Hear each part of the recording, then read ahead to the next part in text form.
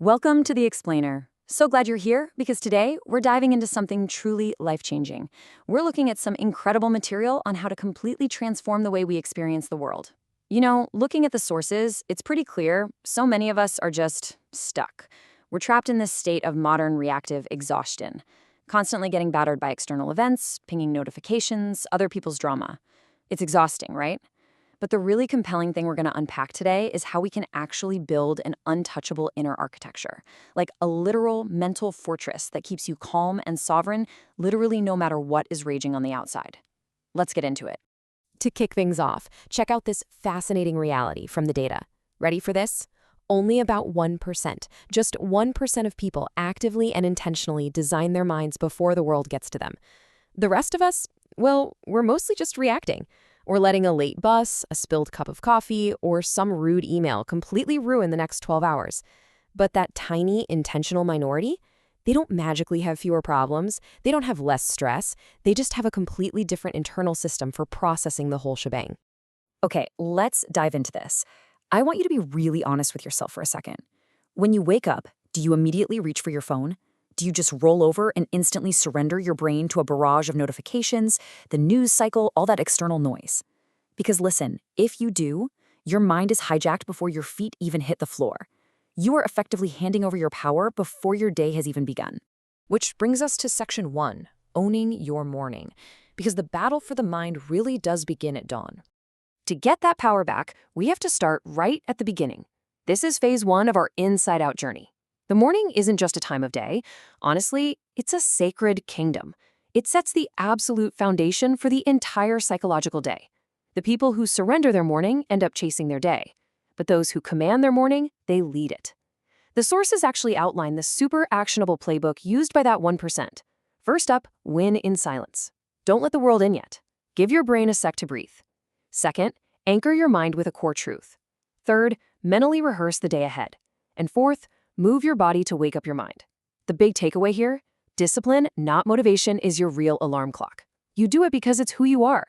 Now, about that mental rehearsal step. The ancient Stoics had a name for this, premeditatio malorum. Yeah, it sounds a little intense, right? The premeditation of evils. But actually, it's not pessimistic at all. It's just brilliant preparation. By previewing potential hiccups, maybe a delayed commute, a sudden setback at work, or just some guy aggressively stealing your parking spot, you're building emotional muscle in advance. So when the chaos inevitably hits, you aren't reacting with blind emotion, you're responding with calm wisdom. Why? Because you've literally already lived through it in your mind. Moving on to section 2, the dichotomy of control, drawing the boundary of the self. So once we've secured the morning, we gotta step out into the unpredictable world. And to keep that inner fortress intact out there, the sources point to the philosopher Epictetus and his ultimate rule for emotional survival. It really boils down to dividing our reality into 2 distinct spheres. On one side, our true domain, our thoughts, our choices, our actions, our responses. On the other side, literally everything else, the weather, the economy, what other people think. And this brilliantly illustrates how, when we stop trying to micromanage those uncontrollable things on the right, we instantly free ourselves from this massive, exhausting burden of anxiety. It's a total game changer. But we have to be super careful not to mix the 2 up. Putting in disciplined effort, taking focused action, that is completely in your control. But desperately gripping onto the outcome, that's attachment. And attachment to things you can't control is literally the root of all tension. Think of it like archery. You aim the arrow, you draw the bow back with all your skill, your focus, but the second that arrow leaves the string, you have to let go of where it lands. All right, section 3, the power of the pause, finding freedom in the gap. Let's apply this to the wildest variable of them all, other people. What actually happens in those chaotic moments when someone insults you or provokes you and tries to hijack your peace? Well, the Stoics had a concept for this called prohairesis. It's a pretty heavy philosophical term, I know, but when you break it down, it is the ultimate human superpower. It basically translates to the sovereign, untouchable freedom to dictate your own response. It's the profound realization that absolutely no one, nobody, can make you angry without your active consent. What I found so striking about this quote from Seneca is just how perfectly it nails our modern reality. True power isn't about, dominating a room or winning some petty shouting match. It is 100% about mastering your own internal state. By creating just a tiny bit of space, a momentary pause, between something happening and your reaction to it, you are literally stepping out of the raging river of instinct and standing firmly on the shore. You actually get to choose your direction. Let's keep building on that in Section 4, Turning Rejection into Power, the Armor of Detachment. Let's move to and see how this builds when we're facing direct conflict, harsh rejection, or someone just actively trying to dismiss us. The sources structure this into what we can call the mental decoupling process. It's basically a 3-step journey. First, the event happens. That's the stimulus. Second, you observe it without absorbing it. You just kind of notice the spark before it actually ignites your anger. Third, you detach. You separate the cold, hard facts of what happened from the emotional residue. Like someone giving you a dismissive glance? That's not a personal attack on your worth. It's just a factual signal of their own mood. You decouple the fact from the feeling. And when you master that decoupling, you're essentially putting up an invisible force field. If someone acts out or ignores you, you don't absorb their chaos, or worse, beg for their attention. No way. Instead, you focus your energy inward, protecting your peace. You naturally just remove them from your mind. You stay polite, sure, but you remain emotionally untouchable. And you never, ever reveal that their provocation caused you to struggle, because frankly, it didn't. This kind of quiet, disciplined presence, it yields way more actual influence than reacting visibly ever could.